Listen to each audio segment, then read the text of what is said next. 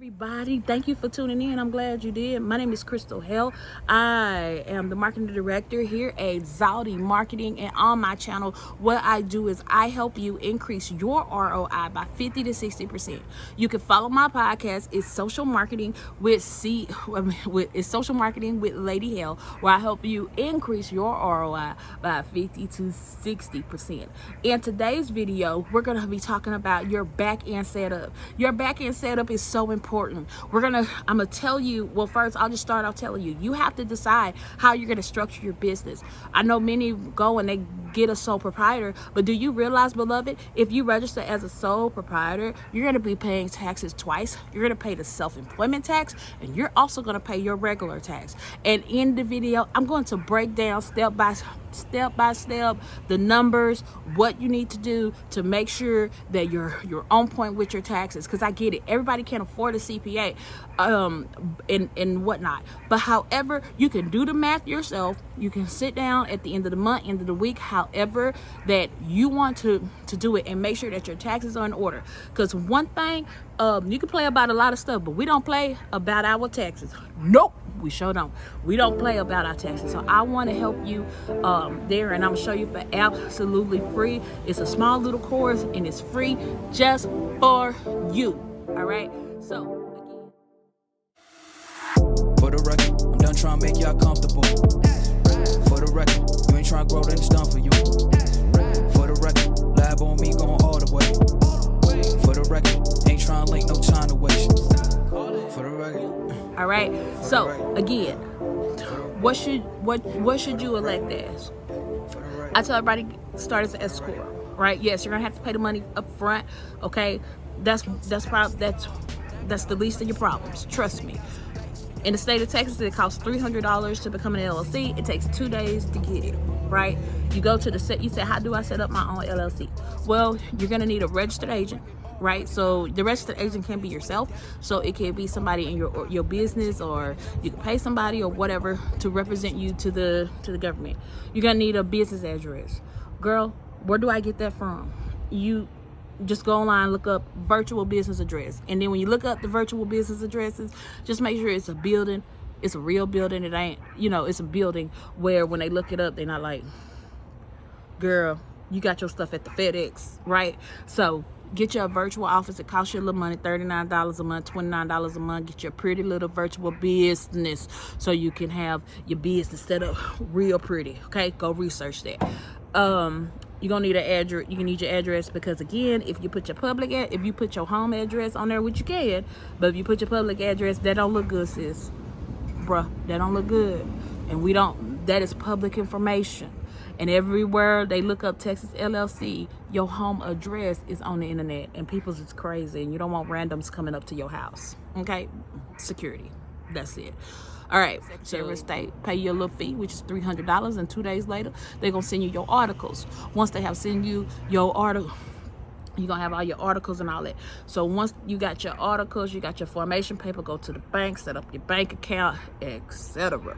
But now you're ready to do business, you open for business and all that. Now that you are open for business, now you got taxes.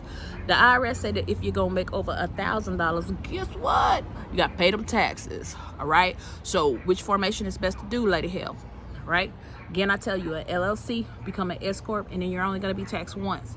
If you opt to elect as a sole proprietor, a sole proprietor or a C-Corp, guess what's going to happen? You're going to get taxed twice, and I'm going to break down those taxes coming on up, all right? Because I had to go get my paper, because I ain't know it off the top of my head, because all them numbers make your head hurt.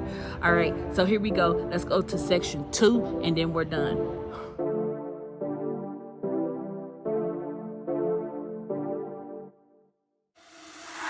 For the record, I'm done trying to make y'all comfortable.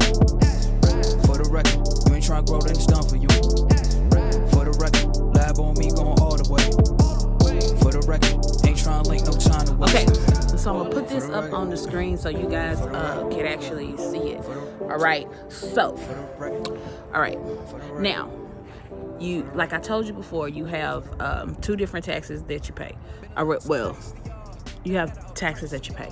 The first tax is going to be the tax that everybody is taxed, but it's go off of your income bracket. If if you're an LLC. Or if LLC, sole proprietor, all that stuff. It's just going to go off your income. And just to let you know, the more money that you make, the more your taxes are going to be, okay? So the more money that you make, your AGI, your adjusted gross income, that is what you're going to pay your taxes off of. And again, if this stuff is a little confusing and all that stuff, get your CPA. Hey, all right. But for those of y'all who started like me and was like, girl, I can't afford no CPA or whatever like that, and you might do your own, you do your own individually, and you just want to make sure that you are staying in compliance and doing what you need to do. Because one thing we don't mess with Uncle Sam and his money, because guess what? He coming for his money. You best believe that. I'm outside. Y'all got the done. Anyway. So okay. So let's get to this numbers, okay? So here we go, the regular taxes and what's your tax percentage of what you have to pay. And what do you have to pay? Okay, the formula that you're going to use is going to be your income minus your expenses. So there are tons of expenses that you can take off and everything, and you can go, the IRS had a whole code of them, so you can go on the website, go to IRS.GOV and look on them. But just to give you an example of what are some things that you can take off: any supplies, mileage, all types of things like that, electricity bills, water bills, phone bills, all those types of stuff goes into your expenses. So you have your income minus your expenses, and that is going to equal your taxable income. Okay, that's the first formula. Is income minus expenses, and that's going to be your taxable income. What are the taxable incomes? On the screen, here are the taxable incomes. So For the record, yeah. For the record, yeah. For the record, yeah. For the record, for the record, yeah. For the record. Been a little too nice to y'all. Now I gotta up price on y'all. Snake eyes on dice for y'all. Shoulders on ice for y'all. Frozen. H6 all the hate. I won't get involved today. Got lost in the ball and A's. I'm flipping the balls. I'm flipping the on record, off record. I still count wins when they doubt it. On record, off record. I let them take advantage. I was wildin'. On record, off record deals. Tell them talk to Colin for the quote. On record, off record. I still want the act, not the ghost. Running through it with the young influence. 518,401 and up. All right, so your taxable income is based off your income bracket. And the way that it's set up right now in 2021, for all you who don't realize, the more money you make, the more taxes you pay, right? So the more money you make, the more taxes you pay. However, yes, there are tons of I hate to say it like that, but there are indeed tons of things, expenses and different things like that as an LLC anyway, you can write off and you can reduce your tax liabilities, okay? So that if you're an LLC, if you're an S-Corp, you only tax one, but if you're an LLC and you are a C-Corp, then of course you're going to be taxed twice, and also a sole proprietor. And you say, well, what's the formula for the sole proprietors and the C-Corps, okay? Real simple, okay? So the current formula is your total income. You're going to multiply by 92.35%, and then you're going to multiply again by 15.3, and that is going to give you your self-employment tax that is due. That's your total income. So that's income minus expenses times 92.35%. Okay, then it's gonna give you a number in the calculator. Once you got the number in the calculator, then you're going to multiply that number times 15.3. Once you have multiplied that number by 15.3, is going to give you the total of your self-employment tax due. So when you go to make your estimated tax payment, you're going to include your regular tax, which is your income tax minus expenses times whatever your tax bracket is, and you're going to add your self-employment tax together. And that's the total payment that you're going to send to the IRS. And it's just easy. Just do it online. Set up your account or whatever. It'll attach it to the right account and you send it in. All right. And then some of you may be asking, when is this stuff due? Well, it's 4 times a year here in 2021 when it's due. At any time, just if you're watching this in the future, I obviously have the updated version for the year in the comment section, and you'll be able to see that. But if you are like, if the days ever fall on like a weekend, then it's due the next business day. So in 2022, when our taxes are due in January, when the estimated taxes are due in January, which is our Q4 taxes, is actually where we normally would have paid it on a weekday. Well, we get until that Monday to actually pay it. All right. So these are the due dates. Q1, which is you're going to pay from January to March, is due at April 15th. It's the same thing. Okay. Q2 is April through May. Okay, it's only 2 months there, and that's due on June 15th. So you should just set the payment in. Then you have Q3, which is June through August, and that is due September 15th. So we actually have a date that's coming up where we got to pay our taxes, right? Well, we got to pay our estimated tax, all that stuff. Then Q4 is September 4th through January. It's September through January. All right. And that payment is going to be due January 15th.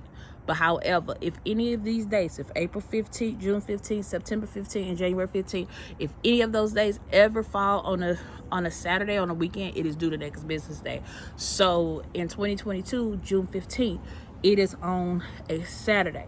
January 15th falls on a Saturday, and since January 15th falls on a Saturday, then the payment is going to be due on the 17th, right? And then they also have this thing that's called like safe harbor. And let's say, oh my God, I forgot to do all this. You really forgot to do all this. You got a business and you really forgot to do all of this. Oh, beloved.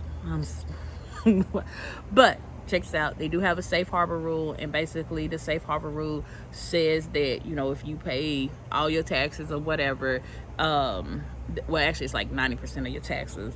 If you pay that, then you can pay it, and then you're not charged with any fees or anything like that. And they also give you the opportunity to pay your full tax bill. And if you can go ahead and just pay your full tax bill at the end of the year, which I don't recommend, because you can have good months, you can have bad months, etc. And it's good to go on and pay it now, so you don't have a $4,000 or $5,000, $15,000. Y'all wonder how these people get $20,000 in tax bills and all that good stuff like that. Guess what? Because they're not paying it through the year. They wait till the end of the year because the money was good, and they forgot to send Uncle Sam, and then they scrambling at the end of the year. Ain't nobody got time.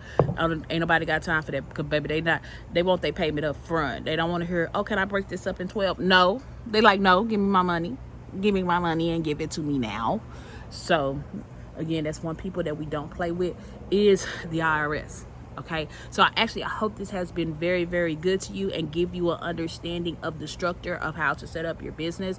So again, remember, if you set yourself up as a sole proprietor, you're going to be taxed twice. If you set yourself up as an LLC, as a C-Corp, you're going to be taxed twice.